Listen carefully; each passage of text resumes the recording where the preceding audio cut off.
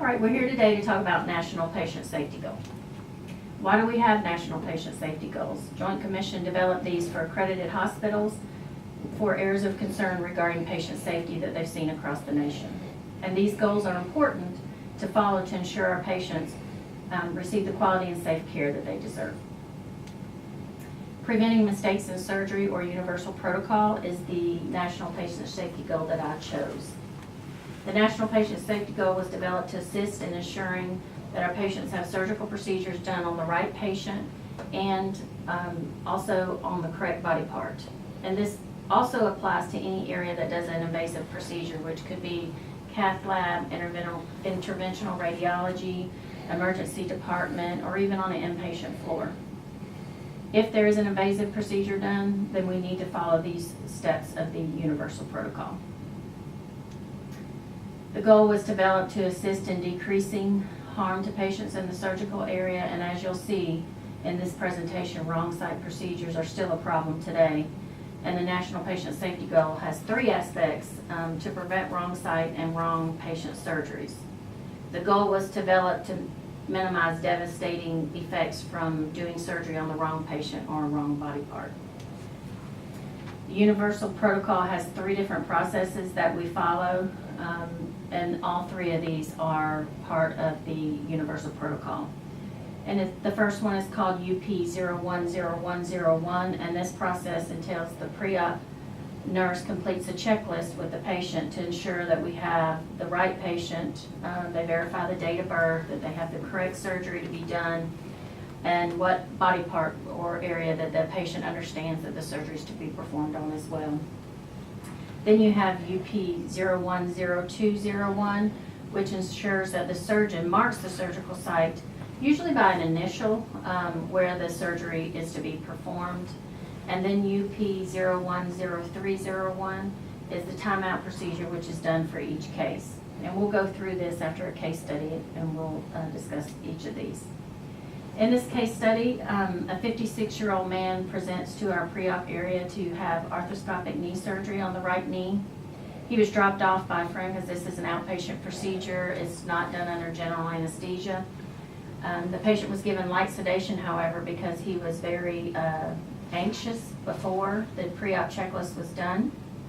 The surgeon had not come in yet to mark the surgical site of the right knee because he was still tied up with another patient in surgery, and anesthesia comes in and wants to do the epidural and the block. They do a knee block, a nerve block in that knee to help with pain after surgery.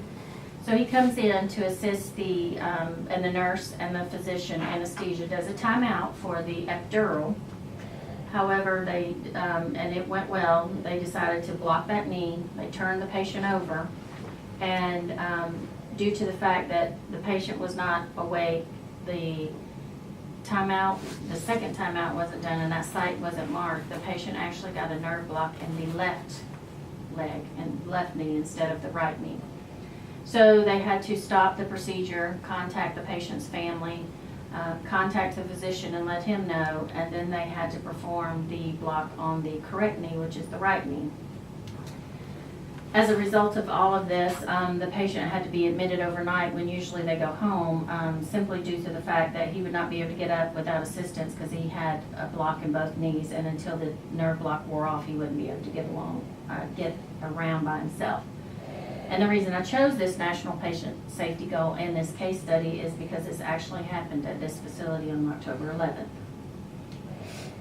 The pre-op surgical checklist, as you can see, wrong site surgeries are a concern around the nation, and one of the key factors is lack of communication that predispose the facilities to wrong site surgeries.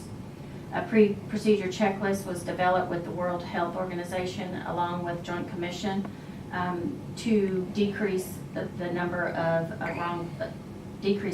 surgical errors. The checklist requires that a nurse is to verify with the patient that we have the right person using the 2 patient identifiers, which is the name and date of birth, which is also a National Patient Safety Goal, and ensure that we have the right surgical site, the right procedure, and the consent matches the surgical order. So what the patient thinks they're having surgery for is what we have an order for and what they're scheduled for, and the consent says so. Surgical site markings is another Joint Commission standard that requirement, and the surgeon doing the procedure has to mark the site before the surgery's been performed in the pre-op area. And like I said, it's usually they initial that site or put an X on that site. There was a 6-year study done between 2002 and 2008 where there was 107 wrong site surgeries that had occurred, and out of that there was one that resulted in a death and another 38 patients that experienced significant harm.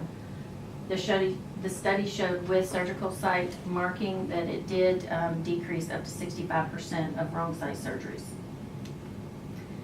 The timeout procedure was developed to guide the surgical team also, which includes nurse, physician, anesthesia, to reduce the chance of wrong site, wrong patient, wrong procedure harm.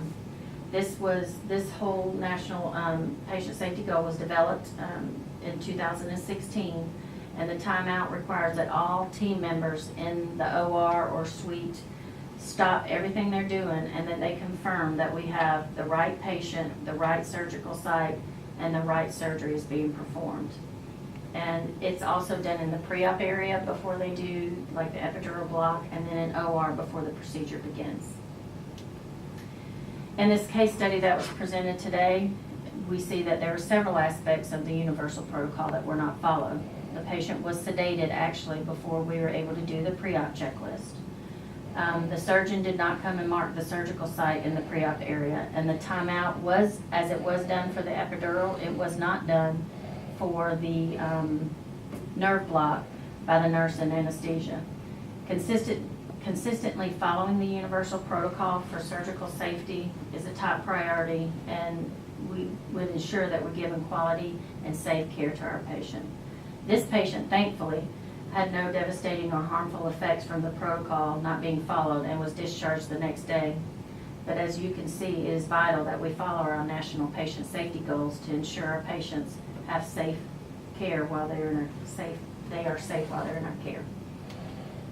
And that's all I have. Y'all have any questions? Amen.